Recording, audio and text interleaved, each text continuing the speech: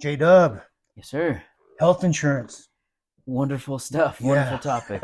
Let's just dive into health insurance and how much it costs. And Oh, so, just rip the Band-Aid yeah, off. exactly. Literally. So when teachers retire, are thinking about retiring, one of the biggest issues is health insurance. Yeah. I don't know how many teachers I talked to back when I was teaching saying, I can't afford to retire. Health insurance is too expensive. Oh, yeah. As teachers, we get a pretty good discount on our insurance. So, Exactly. So today we're going to look at how much health insurance can potentially cost. It is a big cost. hmm I always say prepare for the worst as far as costs go and hope for the best. So kind of look at worst case scenario and try to fit it into your financial plan. So, and then if that fits in your financial plan, you might be able to retire even with those high costs of insurance, but know what they cost. yeah. So today we're going to look at Affordable Care Act and what PERA has to offer. Obviously, healthcare has been a big issue in the news lately. Subsidies are about to run out for people, for a certain amount of people. So we're just going to look at some information and give you some things to think about. Cool. All right. So KFF is an independent source for health policy research. They give you information about Affordable Care Act. So I'm going to give an example of what it would be like to pay for healthcare through the Affordable Care Act with subsidies and without subsidies. Okay. So you can kind of compare it, and they do it for you. And we're doing it for Colorado. Yeah, for Colorado. It's a really nice little site. So I suggest going to that later and putting in your information, your age, your situation to see what you would have to pay if you're using this now, even though you might not be using it until the future. Yeah, we'll put the link in the description below, so take a peek. Perfect. So I just made up some information. Colorado, that's put in a zip code. So that's Boulder County. You can see right here. Mm-hmm. Boulder County is 80501.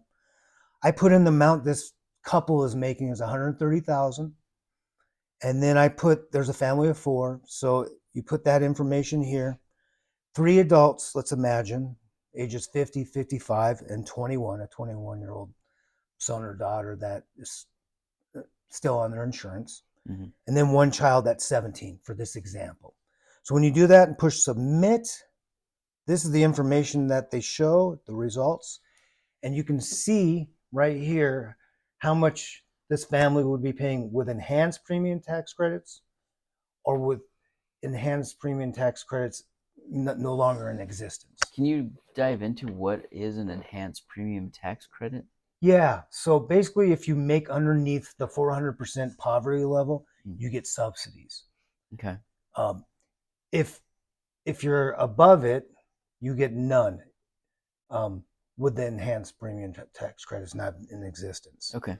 So if this family right here, if this is what exists, if you still get tax credits over the 400%, but it's prorated. So this family would be paying about $900 for their silver plan, which you can look up later if you're curious about. We're not going to go into those weeds right now. Yeah. The bronze plan about 500, but you can see without those enhanced premium tax credits for this family, everyone's going to be different. That's why you put in your own information. It triples, like for $1,500 for a bronze plan. Yeah. And then if they're paying $921 for the silver plan under what exists now, but it's going, unless the government changes their policies, because they're debating that still, and they can always change it, you're paying about $1,900.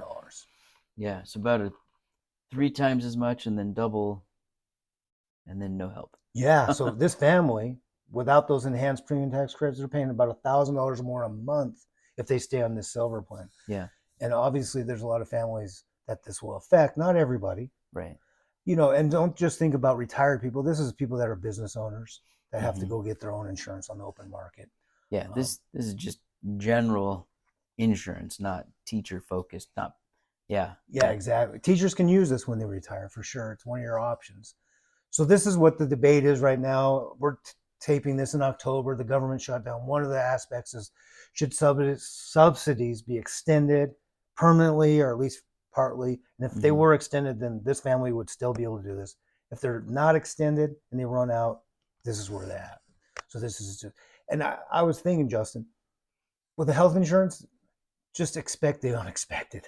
Yep. Because like you said, it can change whoever's in one year and out the other. It's always up in the air. Exactly. Like there's no guarantees. And even when you get to Medicare age 65, they can change those rates too, obviously. So you Yeah. kind of have to build in a plan. You can only plan so much for this. Yeah. So don't get paranoid about it, but it's going to be one of the biggest costs most likely for people. Yeah. Your health insurance is definitely going to be a huge component when it comes to life after working. Exactly. So we're going to also look at PERA because our target audience also is teachers and people that work for PERA. Hmm. So in 2025, there's a whole packet. We'll leave this in the description down below so you can Yep. look this up. And this is all live and premiums and subsidies. So it's on page 18 and 19. This is Nice. 2025 for this year. So let's imagine that family of four, spouse and children, want to use the UMR plan. They're paying $2,400 per month. But if you've taught or been in para for over 20 years, you get a little subsidy. See that big word, subsidy, that's been in the news a lot. You can subtract 230 from that. So this family, if they just go with this plan, they'll pay roughly 220, 200, or 2,200. Yeah, about 2,200. Yeah. So when you compare that to what we were showing you earlier with Affordable Care Act, those are things you have to weigh. And there's other options out there besides what we're showing you. Keep that in mind. When you're actually using health insurance, when you retire from teaching or something, you can look at a lot of different options. We're just looking at two. Yep. So that's kind of where it was in 2025. But PERA came out because it's open enrollment for a lot of school districts, and they increased, obviously, health insurance costs. Right. Yep. Faster than the rate of inflation. Yep. We all know that health insurance costs go up more than inflation, unfortunately. It's not going up 2 to 3%. That's sad. So keep this number in mind, 2417 for this example. And look what happens this upcoming year. 2647. So a difference of roughly, and I'm just using rough numbers, over $200. Yeah. Almost 250. So that's almost $3,000 more this family would have to pay if they stayed on this plan through PERA's health insurance options for retirees. Yeah, it's going up. Yeah, that is a lot of money. You're still getting the same monthly subsidy. They didn't this increase year, that. last year, yeah. So, yeah, there's yay health insurance. Yeah. So it's something, when you're retiring or if you're your own business owner, you have to plan for health insurance. Yeah. I know it freaks a lot of people out. Like, I want to retire, but health insurance, we've heard it 100 times. Yeah.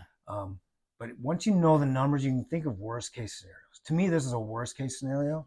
I think I can beat that number by using this over here. Yeah. Right? Going back to this. Right there's 1,900. So that's a worst case scenario over here is 1,900. Right. That's what, 500, like $300-400. Yeah. Yeah, it's back in your pocket. Exactly. Yeah. And again, we don't want to get in the weeds too much. We just want you to think about these things. Ari Tobley, we've mentioned before. Yep. He goes into videos about this, and there's ways you can keep your income down so you qualify for these subsidies through tax strategies that he goes into. So if you want to check out his videos, he goes into those details. He's a certified financial planner.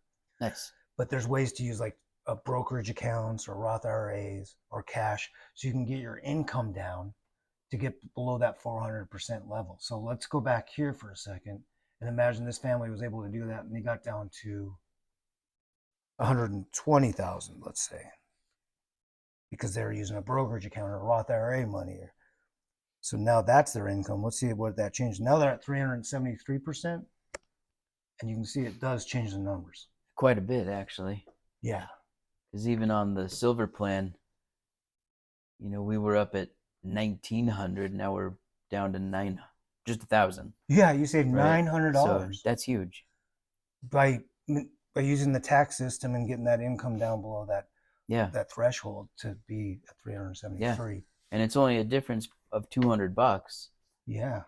Versus the $1,000. So, yeah, huge things to look into when it comes to your health insurance and what you can do to strategize. And it is what it is. Yeah. Exactly. Unfortunately, there are some complication pieces, right? Where it's like, okay, what can I do to get to this?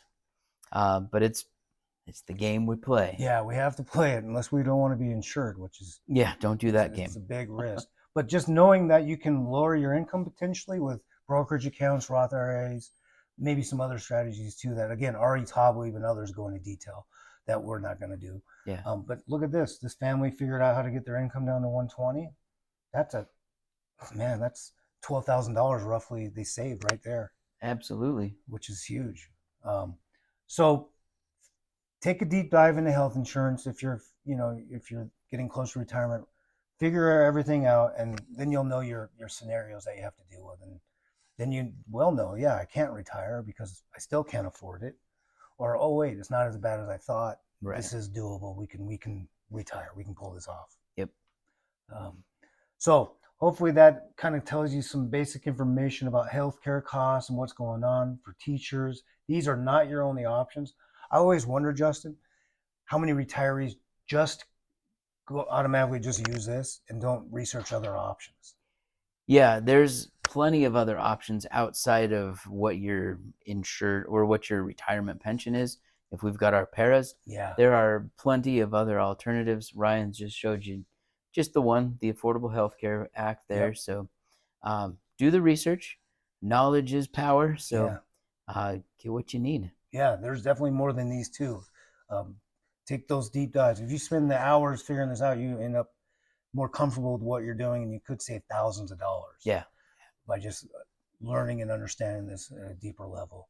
Unless you want to pay a certified financial planner a lot of money, and he or she will just take care of this all for you. That's another option, of course, because they should be looking out for you in this realm too. Yeah. So, anything else for the audience, J-Dub? No, thanks, Ryan. I appreciate you bringing this to attention and showing some alternatives. And yeah, good luck to our viewers. Yeah, if you have any questions or comments, leave them below. If this was confusing you, you can tell us why it was confusing. We can try to, clean that up. It's a lot. It's confusing though. It's a challenge for Yeah. whoever's trying to retire and try to figure out which insurance to use and how to go about it. So we just wanted to bring some awareness to you guys. Yeah. So, all right. Thanks a lot, everybody. Have a good one.